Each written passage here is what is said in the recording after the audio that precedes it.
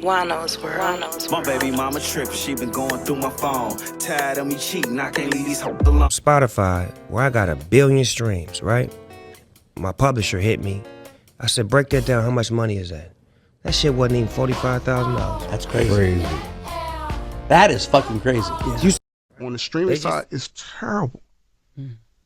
Listen, I'm an advocate against what's going on. There's no reason why, if I got a record and it does 1 billion streams and I have the publishing on it, I should be able to buy a house from that. Wouldn't you think so? Yeah. 1 billion streams? I couldn't even probably pay 2 months of an apartment. It's crazy. Off Rent 1 billion streams. Off 1 billion streams with publishing. That's facts. It's so lopsided. That's why I still believe in radio. The whole realm of music and tech is streaming fraud, which is way more rampant than people give it credit for.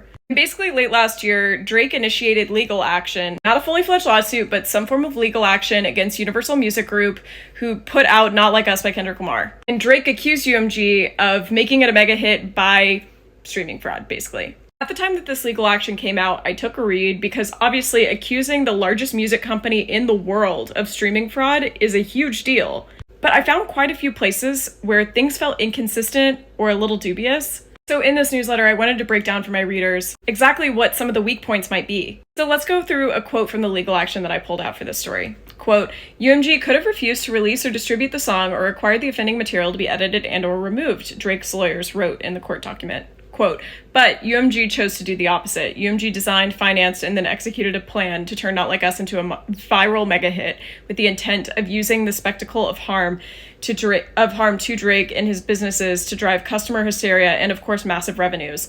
That plan succeeded, likely beyond UMG's wildest dreams. Here's what I said about it. By saying this, I said that Drake is essentially asking for censorship from major corporations to their artists. It's a slippery slope. As I wrote, I'd wager most people would find it troublesome if $1 billion corporation started preemptively censoring art. Okay, now Fat Joe has been outspoken on the perceived unfair compensation for artists from streaming services, criticizing current system as being like a Ponzi scheme and stating that artists are scammed by platforms like Spotify and Apple Music. He and Jadakiss had discussed this issue on their Joe and Jada podcast, highlighting how the streaming model can leave successful artists living paycheck to paycheck. Sad. Joe argues that streaming payouts are just too low. Now, the thing about Drake and UMG is he was a good employee. He recorded with, supported, wrote for almost every artist on the label. Ones that was established and ones that was on the come up. To the point where when they all turned on him, you could see a difference in everybody else's sales. Oh, He's yeah. not suing. So, yeah, I am happy that Drake is suing because he's not suing Kendrick Lamar. He's suing UMG, which is a huge conglomerate that has hundreds of, I don't know, thousands of artists under it that are all in some way or another suffering from the control that they have over all of these artists.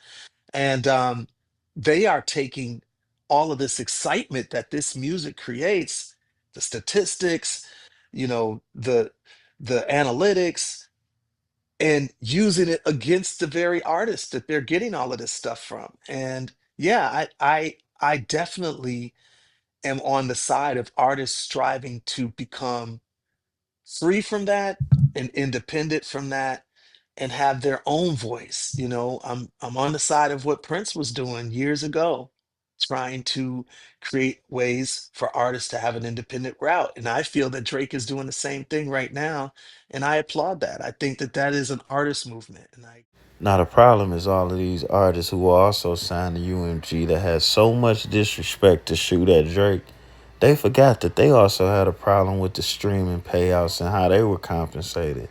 But they all attacked Drake for being man enough to stand up and see what them books really was about. Now, everybody playing dumb like we haven't seen this before. They did this to DJ Khaled. Universal pulled back promotion, and they let Igor beat him out on a smaller label. Now, Igor was a good album, but at the same time, let's be clear, that DJ Khaled album had more songs on the radio, more top 10 hits, more features. Even though Ego was a good album, you just actually heard the DJ Khaled in the street. Now, how can an album you don't hear at all outstream one that you hearing everywhere? And this is why Drake absolutely positively had to sue.